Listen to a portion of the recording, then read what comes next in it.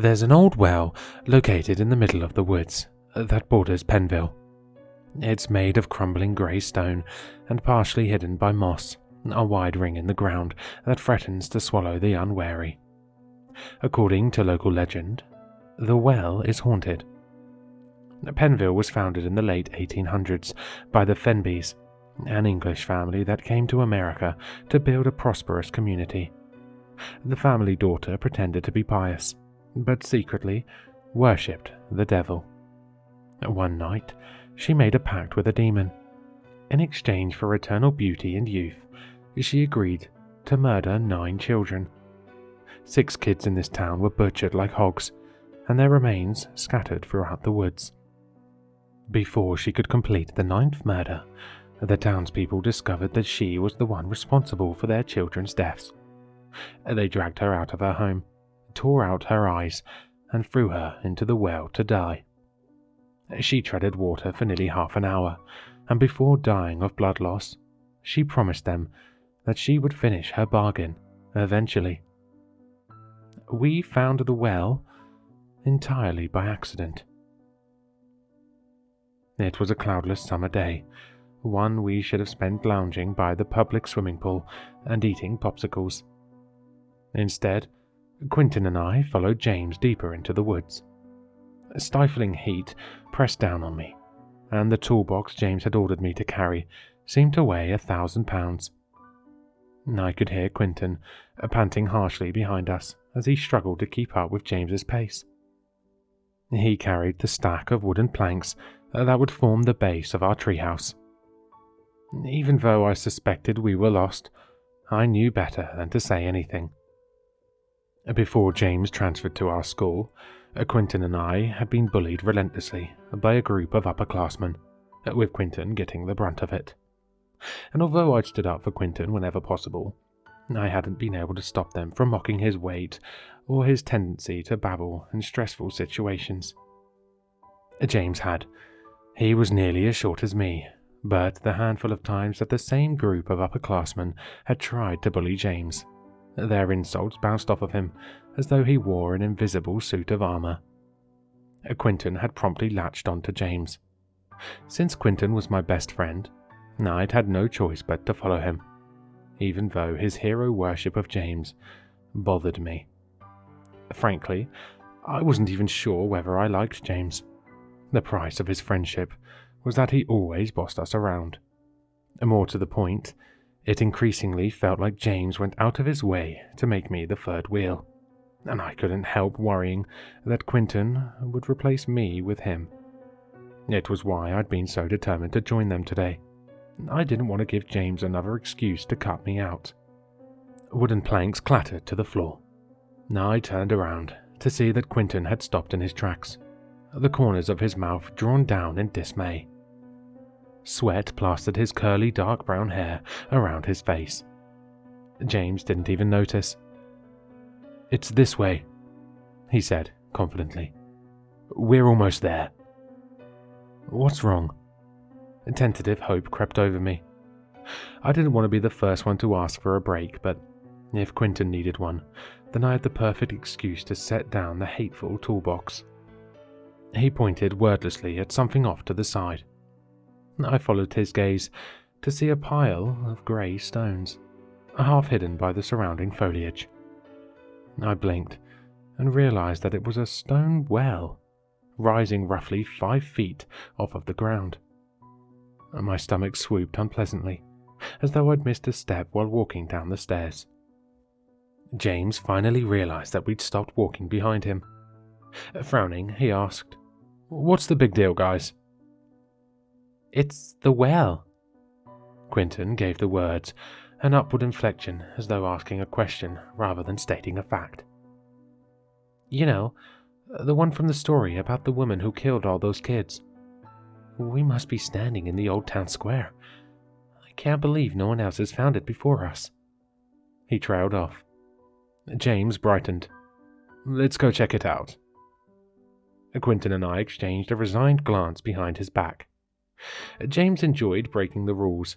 At school, he was always getting detention for skipping classes or smoking on campus. In retrospect, We should have known that the prospect of investigating an abandoned and supposedly haunted well would be irresistible to him. "Help me pull this off," he ordered, running his hands over the well and tugging on its wooden cover. Quentin obediently trudged over. I thought about protesting, but the sheer force of James's personality made it hard to stand up to him. He overwhelmed you with rapid-fire sentences and rhetorical questions, leaving you bobbing helplessly in his wake. And if you annoyed him enough, he became witheringly sarcastic, even cruel. The more I told him not to do it, the more he'd want to. Anyway, a story about the well is just that, a story, I thought, trying to push away the sense of foreboding. Whoever made it up in the first place had nothing better to do with their time. The wooden cover came away easily in our hands, and an unpleasant smell drifted out of the well. Curious, despite myself, I leaned forward to peer down into it, my stomach churning with a combination of excitement and anxiety. I half expected to see a heap of mouldering bones at the bottom, but only murky water met my gaze. Sunlight clearly illuminated the well, and I guessed the depth to be 20 feet or so. Nothing moved in the water. "It doesn't," began James, but I never got to hear the rest of what he said. The part of the well that I'd been leaning against crumbled away under my weight, sending me tumbling down the well. The well was much deeper than I'd estimated, deep enough that I couldn't touch its bottom, and the water was freezing. I clung to the stones protruding from the well's walls as I treaded water, my teeth chattering from the cold and my head aching fit to burst. "Alex, can you hear me? Are you okay?" Quentin's voice ricocheted around the well, intensifying the bells clamoring in my head, and I winced. Without waiting for my response, he yelled, "Don't move! I'll be there soon." Minutes passed, and my fingers went stiff and numb, and I wondered if I'd ever be able to stop shivering. I threw a glance upwards. The sky had turned strangely grey and cloudy, and Quentin was nowhere in sight. Worry gnawed at me. Where was he? James wouldn't convince him to leave me here. Right? Suddenly, something next to me emerged from the water with a splash, startling me badly enough that I nearly lost my grip. After a moment of confusion, I realized that it was Quentin. He spluttered and coughed while treading water, and I breathed a sigh of relief. "Where did you come from?" "What do you mean? I was right there." He eyed me anxiously and repeated, "Are you okay?" I nodded, and then stopped, and the motion hurt my head too much. I knocked my head pretty hard when I fell, but other than that, I think I'm all right. Do you think you can climb out of here? Maybe we should call someone. What if your head injury is serious and you need a doctor? "I can climb." I hesitated and added, "Thanks for coming after me, Q." He grinned at me. "Remember that time Richie threw my backpack into the dumpster and you jumped in to help me find it? Consider us even." It took a couple of tries and some help from Quentin, but I managed to find a crevasse that allowed me to pull myself up and out of the water. From there, it was easy to use the cracks between the stones as handholds and footholds, though my progress remained slow and painful. After I swung my legs over the lip of the well, I sat down with a hard thump, my head still throbbing with pain. Black sludge covered most of my t-shirt and shorts. I wanted nothing more than to be home right now, huddled under my duvet with a mug of hot cocoa on the nightstand. Absorbed in how miserable I felt, it took me a few minutes to realize that our surroundings had changed. A thick mist had appeared and turned the woods into a featureless landscape. Everything except for the well was colorless and washed out, and seemed as insubstantial as cobwebs. I heard that symptoms of a concussion could include blurry or double vision, but nothing like this. What if my fall down the well had irreparably damaged my eyesight? I looked around wildly and saw James standing a couple of feet away with his back to me. The mist half obscured him from view, but I could tell that he was soaked with water. It dripped down from his blonde hair and his sodden clothes, forming a puddle at his feet. And his skin was wrinkled, as if he'd spent too long in the shower. Weird, I thought. James hadn't come down into the well with us. James, you can see that mist too, right? He made no reply. Unease prickled down my spine. It wasn't like him to stay silent. If anything, he should have already been making fun of me for falling down the well so spectacularly. Right as I reached out to touch James's shoulder, he whirled around, and the question I had meant to ask died in my throat. He was smiling at me, an unnaturally wide smile that peeled his lips back from his teeth. That was the first thing I noticed. The second was that James held a butcher knife in his right hand. I had no idea where he'd found it, but the blade seemed incredibly old. It was rusted and pitted from time. Rivulets of blood dropped down it and over its handle. His blood. He'd carved out ribbons of meat from his own body, plunging the knife into himself deeply enough that I could see glistening bone in some places. James started to advance on me, still smiling. Terror, warred with revulsion, sent my pulse racing. I knew that I had to run before he reached me, but my legs had turned leaden and uncooperative. All I managed was one stumbling step backwards. I couldn't tear my gaze away from the blood-stained knife. What the fuck happened to him? I flinched, half expecting to see James somehow transported behind me, but it was Quentin, his face white and set as he stared at James. He looked deeply unnerved. Where did he get that knife from? Jesus, we need to take him to a hospital right away. I don't know. I found him like this. James let out a sudden scream and doubled over, clawing at himself. The blood-soaked hands erupted from his stomach, sending viscera flying through the air. A shoulder emerged from his body, then a head and knee. A tall woman stepped out of James's body, as though it had simply been an ill-fitting suit she no longer needed. She left behind her a wreckage of flesh and bone that no longer even remotely resembled a human body. She had silver coins for eyes, and her dark hair floated around her as if she was underwater. When she contorted her face into a snarl, the coins squelched wetly in her eye sockets, and black water gushed out of her mouth, along with a torrent of squirming white bugs and dead leaves. She knelt down and picked up the butcher knife. "Run!" I yelled. "We have to run!" We bolted. Quentin pulled ahead of me, and the mist swallowed him from view instantly. I soon became disoriented. I knew I was moving forward, but the mist made everything around me look exactly the same. There were no landmarks, no way for me to guide myself in the right direction. For all I knew, I was running in circles. Something knocked me off my feet.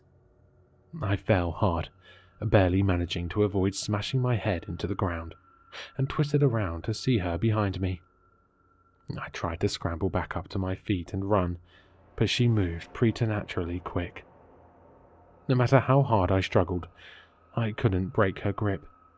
She held me down with terrible strength, using only one hand. For a moment, she simply studied me, her silver coin eyes shining with incomprehensible emotion. Loathing? Triumph? A charnel house smell emanated from her skin, the smell of blood, rot, and feces. Her throat made a rattling sound. She might have been trying to speak, but if so, I couldn't understand her. The knife rose into the air. I searched desperately for something to defend myself with, but my grasping hands met nothing besides dirt. There was no weapon conveniently nearby, and no way for me to wrest the knife from her. So instead, I did the only thing I could think of. I reached out and ripped off the silver coin that served as her right eye. It tumbled away, along with a handful of mushy, rotting flesh that felt like wet sand. She opened her mouth in a silent scream of rage and agony and brought the knife down. At first, I thought that she'd missed. All I felt was the pressure of her arm striking me. Nothing else. But then, heat began to spread through my stomach, and I looked down to see the knife protruding from it. That was when the pain hit.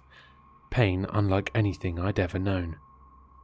Dizziness overwhelmed me, and purple dots danced before my eyes. She yanked the knife back out, and blood, my blood, sprayed over her face. From a great distance, I heard Quentin shout, "Get off of her!" I must have blacked out, because the next thing I could remember was Quentin dragging me forward, one arm thrown around me. He staggered under my weight, nearly sending us both sprawling. I couldn't see the woman anywhere in the mist, but I knew she had to be nearby.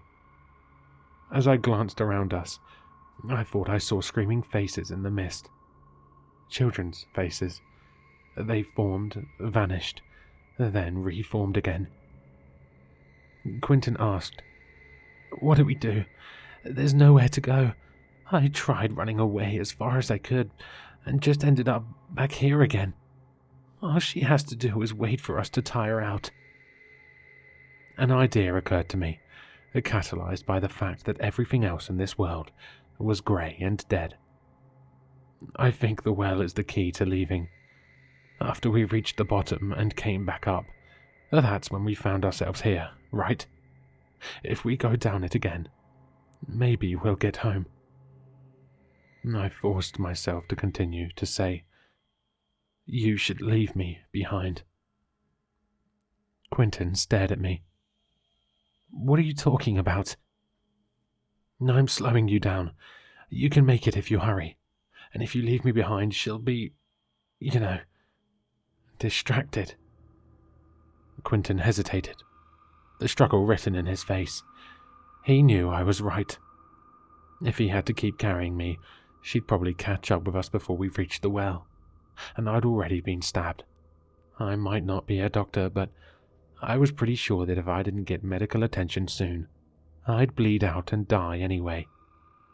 I thought I could hear eager, squelching footsteps drawing closer to us, and reminded myself that Quentin was simply making the most logical decision.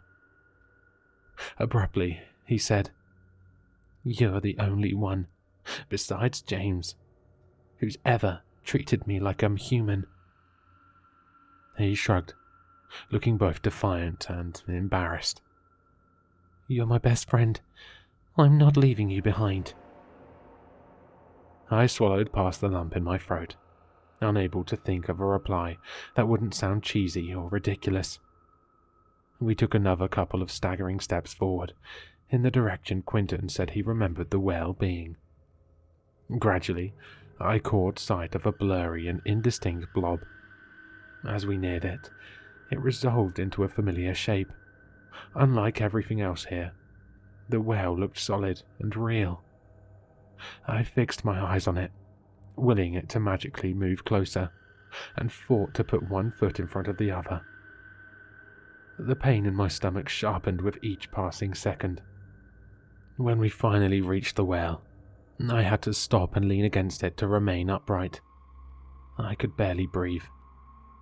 "We're going to make it," I told myself. "You just have to hang in there and climb down." It occurred to me that it was quiet. Too quiet.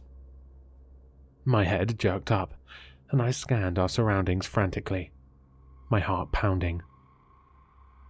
The dark silhouette ran toward us. I shoved Quentin towards the well. "She's here. Go!" I tried to scramble into the well and failed. She emerged from the fog, and there was nothing human about her now. The silver coin that was her left eye burned with cold fire, dangled from her face by a string of decayed flesh. She'd grown a double row of needle-sharp teeth, too many to fit inside her mouth. When she snapped them at me, they sent chunks of her lips falling to the ground. I was suddenly sure that I could run forever. I used the fresh surge of adrenaline to heave myself up and into the well, and threw myself down. In a matter of seconds, ice-cold water closed over me, threatening to steal the breath from my lungs. I counted until 10, and then swam upwards.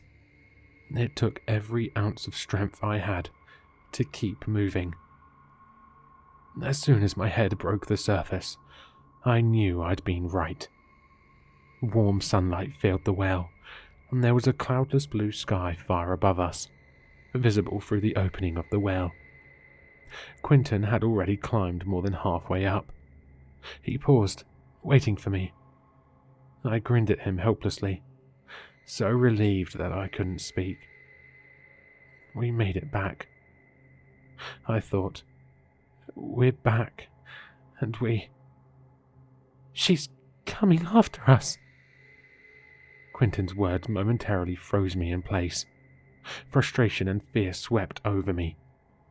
I'd never considered the possibility that she might be able to follow us from the world under the well. I climbed up as quickly as I could, which wasn't that quickly. When I chanced to glance downwards, I saw her peering up at us, her face twisted in hatred. She started clambering up the walls of the well, impossibly fast, moving in a sideways scuttle reminiscent of a spider. Her limbs twisted and contorted unnaturally around her, while her head remained perfectly still. She was catching up to me. "Watch out!" I glanced down in time to see her reaching out for me with one bone-white hand. Layers of skin sloughed off of it and floated through the air. Her fingernails were black with rot, some of them already loose and peeling away. I managed to duck away from her grasp, but nearly lost my balance, my fingertips brushing the stone as I pinwheeled my arms. I couldn't keep dodging her, not without falling back down to the bottom of the well, and I couldn't climb up quickly enough to escape either. Time slowed down. Seconds stretched into minutes as she reached for me again. I had a jumbled mess of fleeting impressions, various moments from my life flashing before my eyes. I wanted to say something brave, something that would leave Quentin with one last good memory of me. But nothing came to mind, except for, "I don't want to die." I looked up, and he was still too far away to help me, nearly at the top of the well. He stared at me with an uncertain expression on his face and took a deep breath. He said, "I'm not leaving you behind." And then he threw himself at her and dragged her down the well.